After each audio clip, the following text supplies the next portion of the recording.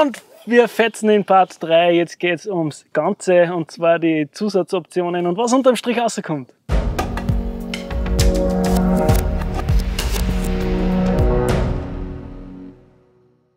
Beheizbare Scheibenwaschdüsen kann man machen, muss man aber nicht. Schmutzfänger braucht man eigentlich auch nicht unbedingt. Den Schriftzug am Heck entfernen, also das Schriftzugtransporter ohne Heck macht irgendwie nicht wirklich einen Sinn, wenn man das grammatikalisch vorliest.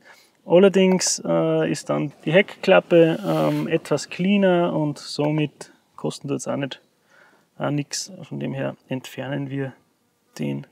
Dann gibt es so Sachen wie Seitenverkleidungen im Laderaum hoch. Das überspringen wir, weil das erstellen wir alles selbst. Dann kommen wir eigentlich zu einer der wichtigsten Sachen und zwar der Konfiguration der Sitze vorne.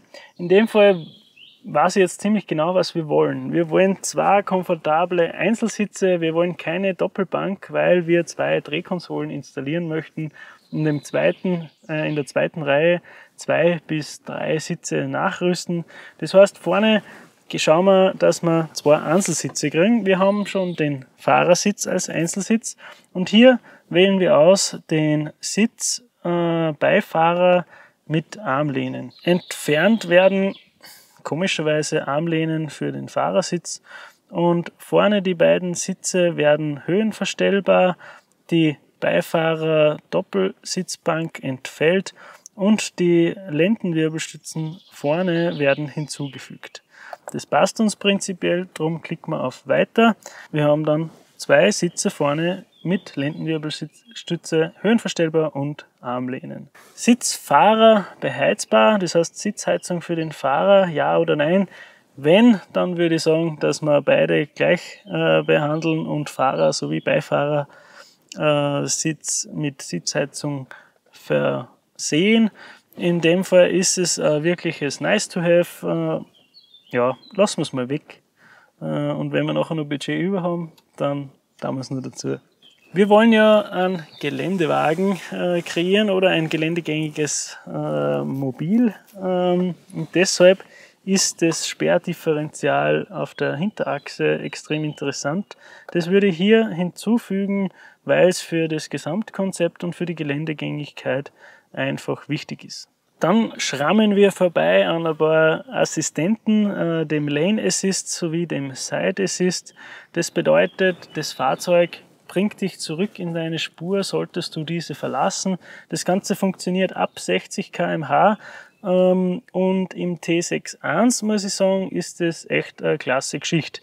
Es ist da jetzt so, dass der Lane und Side Assist einiges an Geld kostet und noch mit mehrerer Ausstattung einhergeht, die aufpreispflichtig ist. Wir schauen uns das jetzt mal an, mit was man das tatsächlich verbinden muss. Mit dem Licht- und Sichtpaket, und beim Licht- und Sichtpaket sind eben auch diese Außenspiegel, die anklapp- und elektrisch einstellbar sowie beheizbar sind, dabei, und deshalb sollte man das hier anwenden.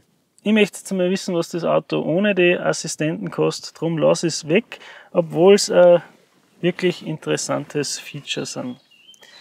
Standheizungen im Fahrerhaus oder Laderaum benötigen wir nicht. Hier ist es so, dass wir unsere Autotherm R 2D Luftstandheizung verbauen. Videos dazu gibt es en masse und die könnt ihr euch gerne anschauen. Wir verlinken es an der Stelle. Standregeneration DPF manuell auslösbar.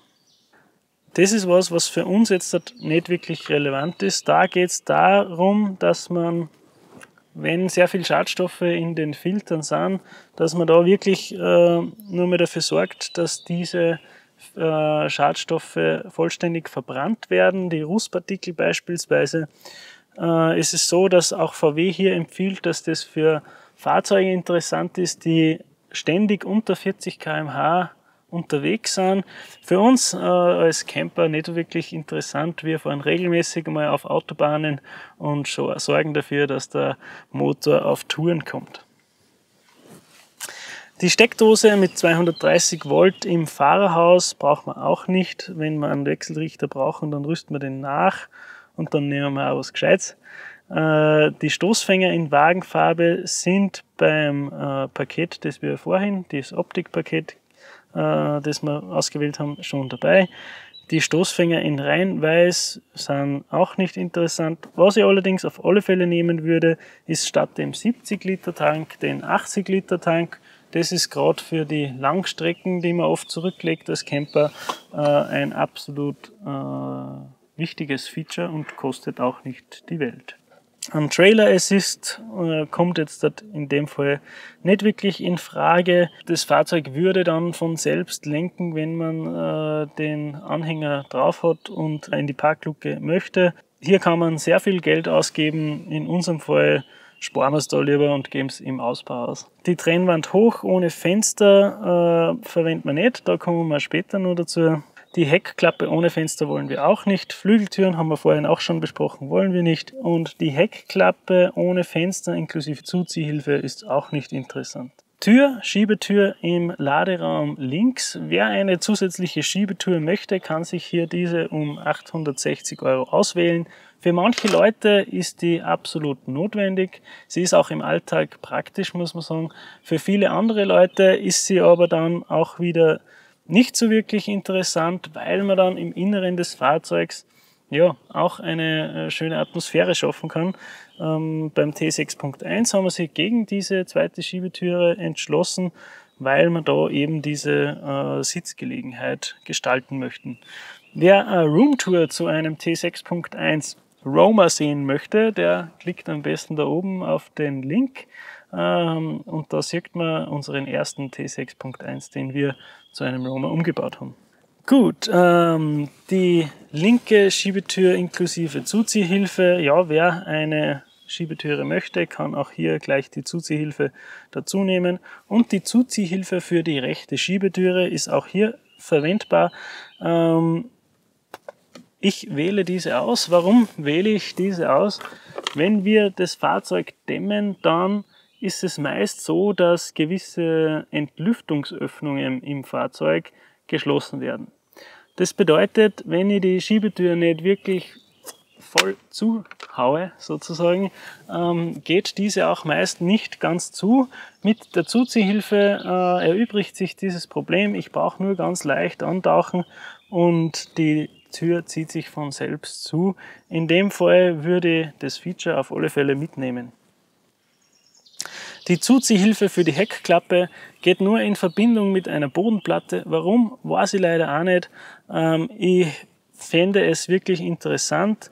Allerdings zwingt uns das zur Auswahl von einem Boden und das wollen wir dann wieder nicht, weil den kaufen wir umsonst. Wir bauen unseren eigenen Boden auf. Das Umfeldbeobachtungssystem Front Assist ist ganz praktisch. Es würde dich sozusagen notbremsartig abbremsen. Verbandsmaterial und Warndreieck, Warnweste hat man manchmal vom vorigen Fahrzeug. Ich würde es jetzt dazu nehmen, um 39 € ist ein gutes Paket. Vielleicht kriegt man es irgendwo noch ein bisschen günstiger. Aber da ist alles dabei und das Fahrzeug abfahrbereit. Wer ein bisschen Verhandlungsgeschick beweist, kriegt es wahrscheinlich auch bei seinem VW-Händler gratis dazu. Die Verkehrszeichenerkennung in dem Fall ist tatsächlich so, dass es dir am Display nur anzeigt, ob du 50 oder 100 fahren darfst. Es ist nicht so, dass das in den Tempomaten mit reinspielt. Das hätte ich mir am Anfang erhofft, dass so der Tempomat auch erkennt, wie viel er fahren darf. Das ist dann eher den Luxuslimousinen wie dem Audi A6 vorbehalten. In dem Fall braucht man es dann nicht wirklich, wenn man mit offenen Augen unterwegs ist. Verzuschienen im Laderaum benötigen wir nicht. Eine Laderaumkühlung bzw. die Vorbereitung dafür braucht man auch nicht. Ebenso wenig den Zuheizer, eventuell die Garantie, wenn diese wer möchte. Es ist allerdings so, wenn wir in Österreich ein Fahrzeug konfigurieren und das dann anschließend an deutsche Kunden exportieren, dann gilt diese Garantie nicht. Dann haben wir ein zulässiges Gesamtgewicht von 3 Tonnen oder 3,2 Tonnen. Hier ist es so, dass ich jedenfalls die 3 Tonnen empfehlen würde. Wir wissen es noch nicht ganz genau, wo wir am Ende des Tages mit unseren mit unserem T6.1 Transporter hinkommen. Es ist so, dass wir da die 2,8 Tonnen Variante gewählt haben. Wir werden wahrscheinlich auflasten müssen, aber dazu in einem eigenen Video für den T6.1 und sein höchstzulässiges Gesamtgewicht mehr. In dem Fall 3000 Kilo, da sind wir auf der sicheren Seite. 3,2 für jene, die vorhaben, ja, noch mehr einzuladen als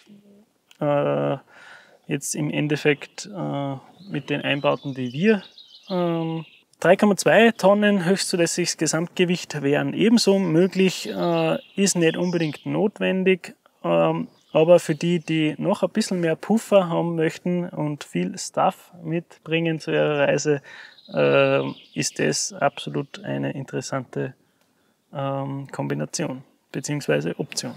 Eine zweite 12 Volt Steckdose benötigen wir nicht.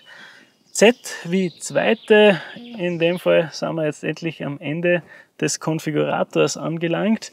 Die Liste ist lang, es gibt viele Sachen, die cool sind, die nicht so cool sind. Wir schauen uns das Ganze jetzt, wenn wir auf Weiter klicken, nochmal in der Übersicht an. In Summe sehen wir hier schon, haben wir fast 12.000 Euro an Zusatzoptionen gewählt und haben nur bei Weitem nicht jedes Häkchen gesetzt. Nach 3 Parts Konfiguration geht es jetzt in Part 4 und das ist das Fazit zu unserem Konfigurator. Wer sich die Kurzfassung anschauen will, der sollte am besten nur das Video anschauen.